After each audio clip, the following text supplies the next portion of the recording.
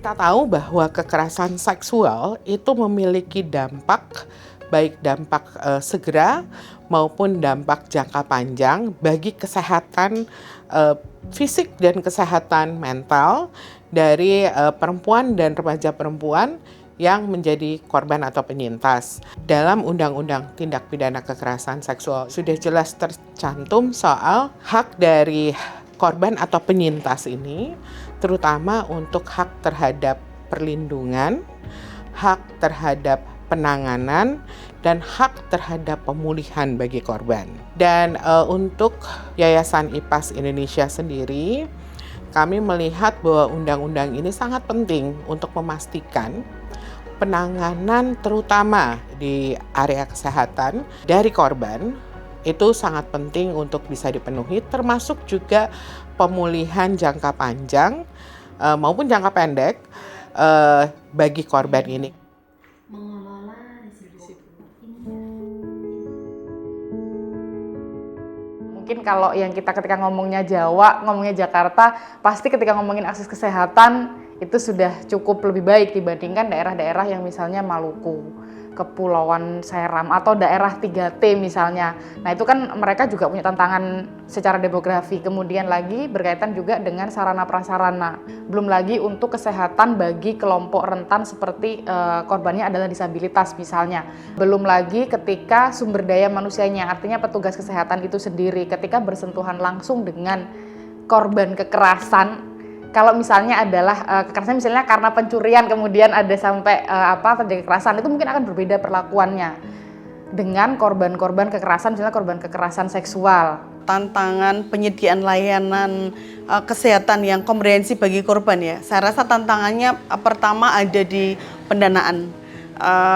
Karena memang layanan kesehatan bagi korban ini hingga saat ini tidak dijamin oleh BPJS sebagai penyelenggara penjamin pembiayaan kesehatan di Indonesia. Tantangan selanjutnya terkait dengan kualitas layanan, kami masih menemukan beberapa korban yang mengakses layanan kesehatan mengeluhkan tentang beberapa penyedia layanan yang belum berpihak, belum memiliki keberpihakan atau perspektif yang berpihak kepada korban kekerasan. Kita terutama memberikan aman dan nyaman bagi korban yang telah mengalami kekerasan dari traumanya dengan menyediakan fasilitas ya secara terpadu dan komprehensif dengan berbagai layanan, terutama di fasilitasnya. Kita memberikan ruangan-ruangan yang membuat korban dipisahkan dari pasien-pasien yang IGD yang mengalami trauma-trauma lain atau mengalami kesakitan lain, sehingga korban di dalam fasilitas yang kita namakan sekarang Pusat Pelayanan Terpadu Bunga Tanjung merasakan aman dan nyaman, dan sekaligus diberikan berbagai pelayanan-pelayanan yang diperlukan ya, seperti mungkin pemeriksaan laboratorium, juga pemeriksaan spesialis lain yang diperlukan untuk korban, sehingga korban tidak perlu kesana kemari untuk mencari layanan.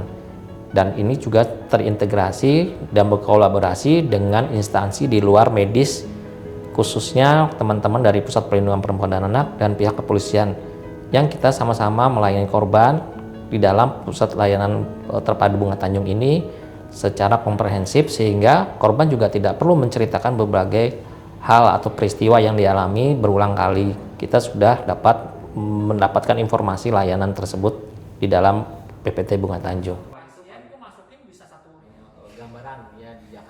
Jadi ada 3 strategi dari Yayasan IPAS Indonesia dalam menjamin peningkatan layanan yang komprehensif bagi korban kekerasan berbasis gender dan kekerasan seksual.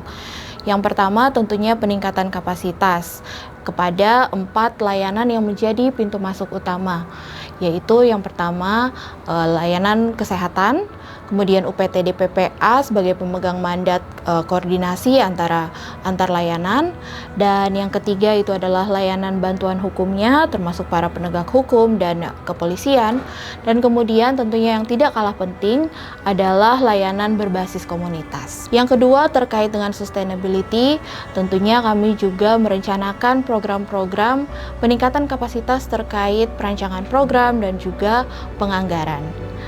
Yang ketiga tentunya integrasi antar layanan tersebut. Karena ketika kita bicara tentang penanganan kekerasan, kita tidak bisa bekerja sendiri. Kita tetap harus mempunyai integrasi antar satu layanan dengan layanan lainnya. Strategi penguatan layanan ini dimaksudkan agar korban mendapatkan akses ke layanan-layanan yang berkualitas dan tentunya berpihak kepada kebutuhan korban.